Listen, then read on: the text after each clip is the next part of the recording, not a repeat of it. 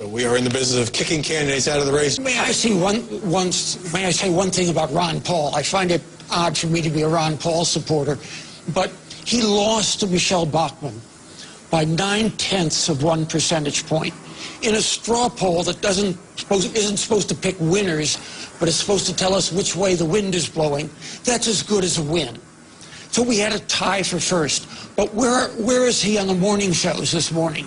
Where are all the stories analyzing what it means that Ron Paul essentially tied for first place at Ames? And what the reason that he's essentially being ignored is? The media doesn't believe that Ron Paul has a hoot and hell's chance of winning the Iowa caucuses, winning the Republican nomination, or winning the presidency. So we're going to ignore him.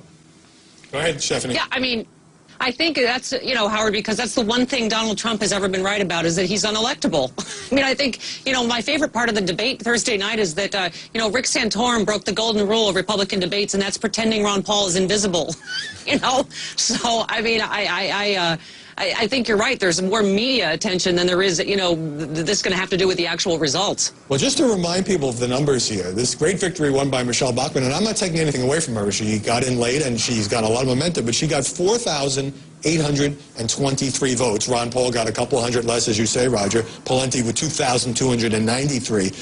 Jackie Kucinich, you mentioned earlier Texas Governor Rick Perry. The media doesn't believe that Ron Paul has a hoot and hell's chance of winning the Iowa caucuses, winning the Republican nomination, or winning the presidency. So we're going to ignore it. We are in the business of kicking candidates out of the race.